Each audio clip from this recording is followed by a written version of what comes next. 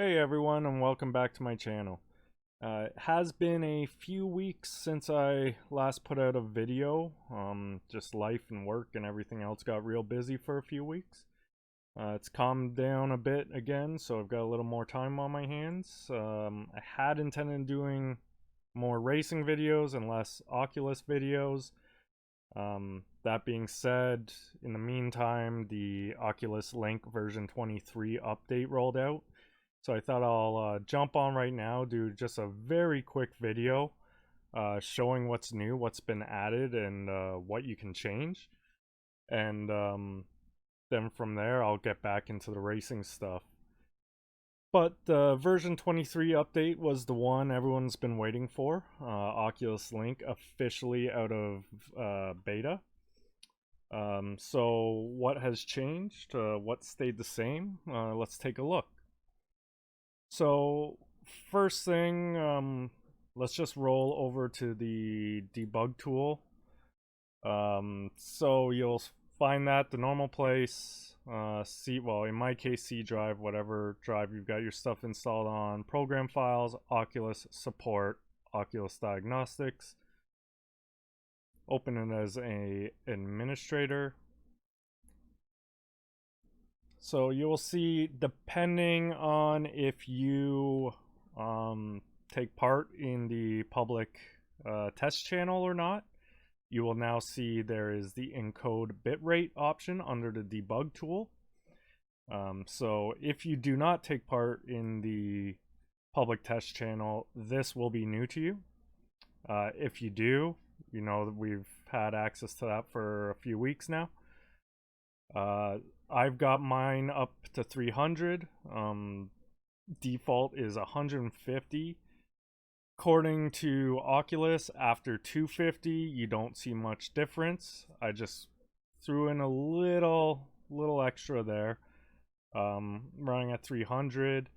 Now you will no longer need to, I mean, you can do it this way, but you don't need to do anything with the resolution width anymore. You can do change the resolution settings within the Oculus app now. Distortion curve I leave at default. Everyone is up to them, but that's all been there for quite a while. Encode bitrate is the new thing now. Now to see the rest, you will head over to the Oculus app. Under devices, you go to your Quest 2. Bring up the menu now where the graphics preferences, well, they're still there. I was going to say used to be, but it's still there, but it's all new settings now. Click that. Now, the big thing, you get to see that we have up to 90 hertz. We're no longer limited to the 72 hertz. And something I wasn't thinking of, but it makes sense, is they threw in 80 hertz there as well, which is great. I kind of thought when this was all said and done, it was just going to be 90 hertz and that was it. It is very nice that they gave us that extra option and lets us pick between options. You'll see it right now. I've got mine set to 80 hertz. For my setup of a Ryzen 3600 along with a RTX 2070, trying to balance performance with visuals and everything else, I've found 80 hertz has got me that best balance so far. 70 definitely better than the 72 hertz that I had gotten used to, but and 100% better should you dip down in the ASW in any game. Of course, 90 hertz is better, but for me, I'm looking for a balance. You'll see I've got 80 hertz here, and the other option is render resolution, where so by default on 1x, and you'll see the default there changes depending on the frame rates you pick.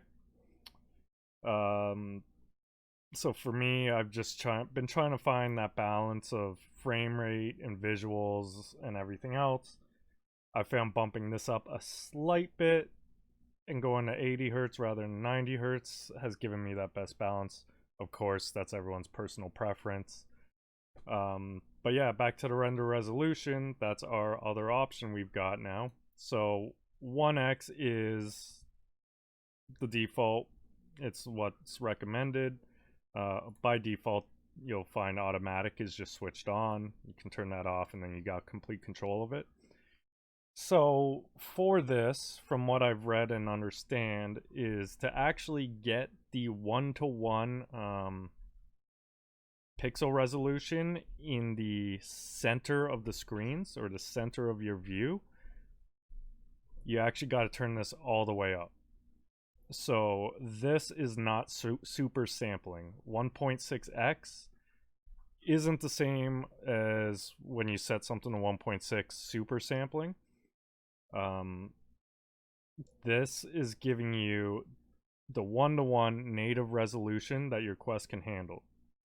That being said, on my computer, again, a Ryzen 5 3600 with a RTX 2070, I cannot run anything this high. I've tested it out just to mess with it, and while it looks tremendous, the resolution's great, the clarity's great, I just can't run it.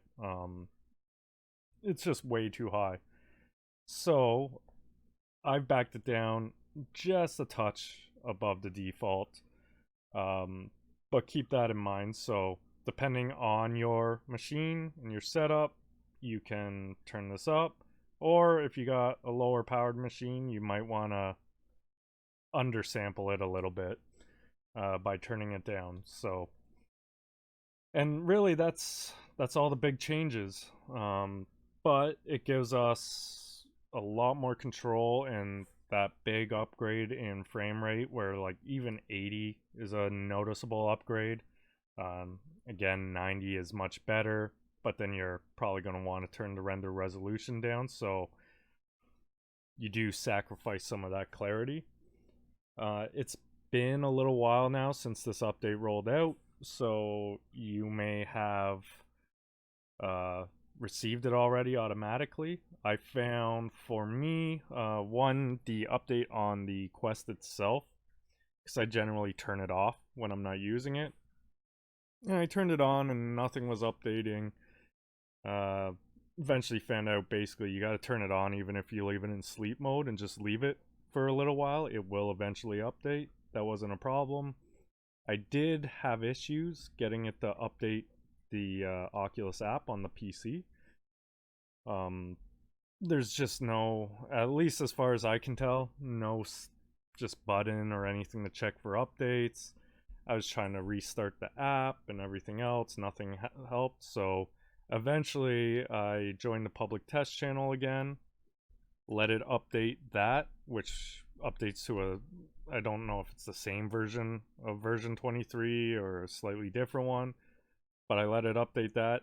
Then I turned public test channel off, let it roll back to update and install the normal one, in which case it did finally install version 23 for me. So if you still don't have it on your Oculus app, and to find that out, actually just go to settings, general, and then you'll see down here at the bottom. If you don't have that update quite yet, like I said, maybe just go over here, join the public test channel, let it update. As soon as you turn that off, it will roll back the update and you should get version 23.